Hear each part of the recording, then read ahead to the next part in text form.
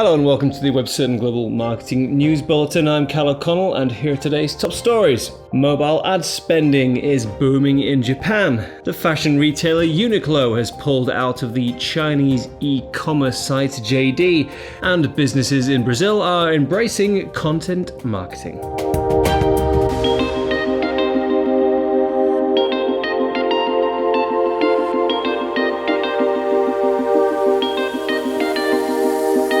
Research by Kenshu has revealed that mobile ad spending is booming in Japan. Overall online ad spend went up by 15% in the country last year, with a staggering 69% increase in mobile ad spending driving much of this growth. In contrast, desktop ad spend only went up by 7% during the same period.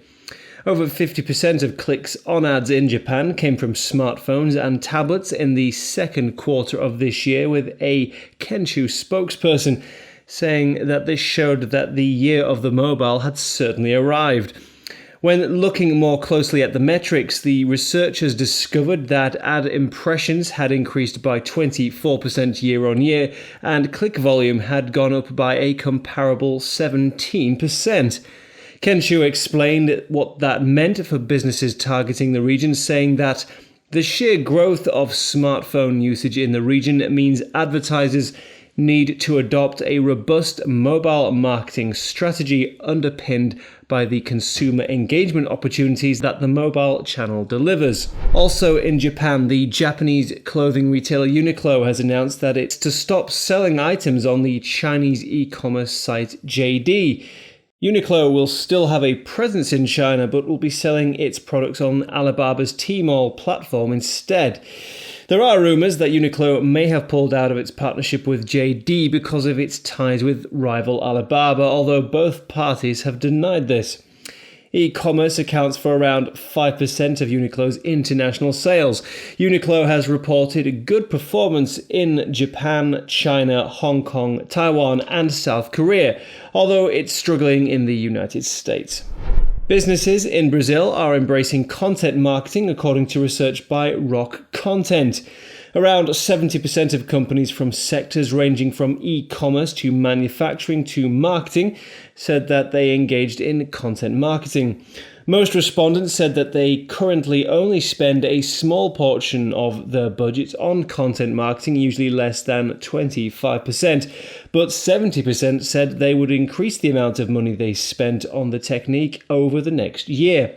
Facebook was the most popular channel for content distribution, followed by company blogs. Twitter was a less popular distribution platform, being used by less than 50% of businesses questioned. Most businesses published a few pieces of content per month, although 16% were much more active, saying that they published over 20 pieces of content per month. An increase in site traffic was the most commonly cited measure of success, followed by sales figures and conversion rates. The CEO of the Filipino e-commerce website Lazada has said that a lack of trust is hampering efforts to get more Filipinos online. A study revealed that 45% of Filipinos were reluctant to buy online because they were worried that their financial details would not be secure. 75% of Filipinos who did engage in online shopping opted for the cash-on-delivery payment option, highlighting that even online buyers harbour a certain level of mistrust. 36% were also put off by a lack of understanding of warranty rules online. In order to dispel the myths that online shopping is risky and encourage more people to shop online, Lazada has invited the media to come to its Muntinlupa warehouse so that they can see the product journey for themselves. Lazada is one of the most popular e-commerce sites in the Philippines, with around 20,000 sales every day. And finally, Google Street View has launched in Mongolia. In order to reach the more remote regions of this sparsely populated country, the Google team had to use a horse-drawn carriage with the Google camera mounted on the back. A trekker was also used, carrying the camera on his back to take pictures of the Gobi Desert. Mongolian officials have expressed their delight at being included in Google Street View and have said that they hope it will boost tourism in the country as well to preserve through imagery the nomadic lifestyle of many Mongolians. And that's all for today. Thanks for watching and join us next time for more global marketing news. Goodbye.